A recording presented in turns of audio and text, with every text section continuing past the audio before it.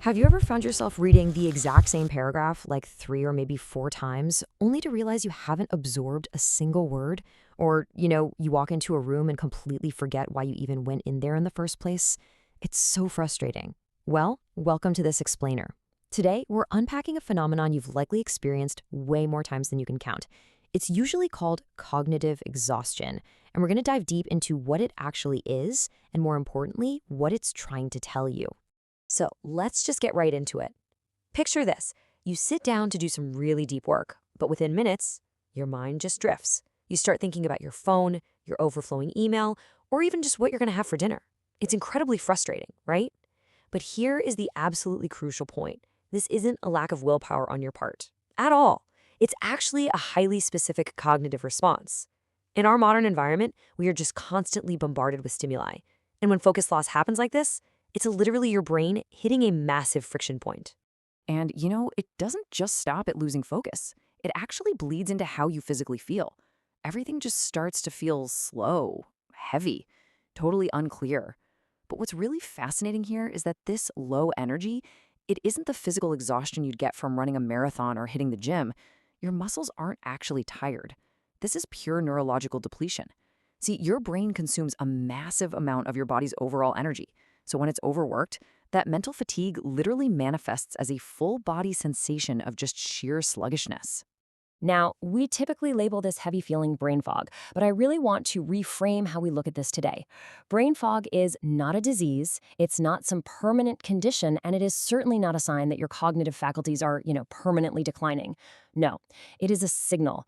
Think of it kind of like your brain's check engine light turning on. It's actually a protective mechanism. Your nervous system is basically waving a giant red flag, desperately trying to get your attention before the whole system completely overheats. So, what exactly is that check engine light trying to tell you? Simply put, your brain is overwhelmed.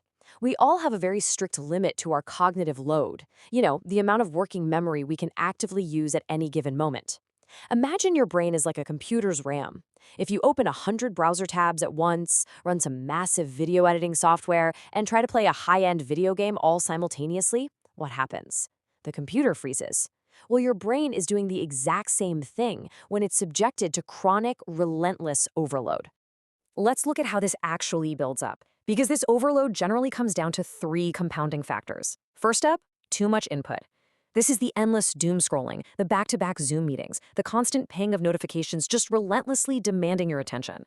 Second, too much stress. When we're chronically stressed, our bodies are absolutely flooded with cortisol, and that chemically alters how our brain functions, shifting resources totally away from the logical thinking part of our brain.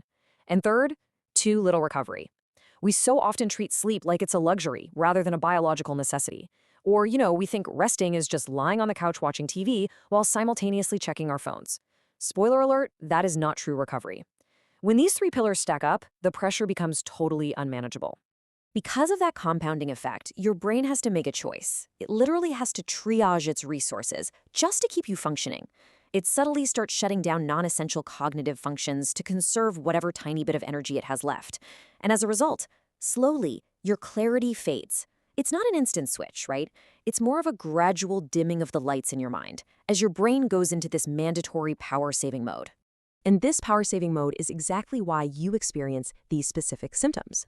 Your thinking slows down because your brain's processing speed is literally being throttled to save fuel. Your reaction delays. Maybe you find yourself pausing just a little longer to answer a simple question, or you can't recall a word that's right on the tip of your tongue. And your focus breaks. Why? Because holding sustained attention is an incredibly energy-intensive task. Your brain simply doesn't have the reserves left to keep that laser focus engaged. The system is protecting itself by literally forcing you to slow down. Now, if you're feeling this right now, if this is hitting a little too close to home, take a deep breath, because here is the absolute most important takeaway of this entire explainer. This is not permanent. We're shifting gears right here. Thanks to neuroplasticity, which is your brain's incredible inherent ability to adapt, rewire, and bounce back, this state of cognitive exhaustion is entirely reversible. Once the conditions change, your brain is fully equipped to completely restore its own baseline. The really good news is that when you reduce that overload, the system starts to heal. And look, reducing this cognitive overload doesn't mean you have to quit your job, move to a cabin in the woods, and throw your smartphone into a river. I mean, tempting, but no. It's really about intentional management. It's about recognizing when you're asking your brain to process way too many browser tabs at once and consciously deciding to close a few of them down before the whole system freezes. And that brings us to the concept of space. When you give your brain space, you are giving it permission to finally stop processing. But what does space actually look like in practice? Well, it could be 5 minutes of mindful breathing between meetings. It could be taking a walk outside without listening to a podcast or music, literally just letting your mind wander. It's prioritizing genuine, high-quality sleep. It's actively scheduling periods of zero input so your brain has the actual runway it needs to catch up. When you actually create that space, the biological recovery process finally begins, and the fog clears. During true rest, your parasympathetic nervous system kicks in, shifting you out of that constant fight or flight mode into rest and digest. Plus, and this is super cool, especially during deep sleep, your brain literally flushes out metabolic waste and toxins that have built up during the day. As that physical and metaphorical waste is just washed away, your cognitive pathways open right back up. And as those pathways open up, sharpness returns. Think back to those daily struggles we talked about at the very beginning. Instead of reading the exact same paragraph 4 times, you absorb the information on the very first pass. You walk into a room and you know exactly what you're looking for. You sit down to do deep work and you could actually sustain your attention.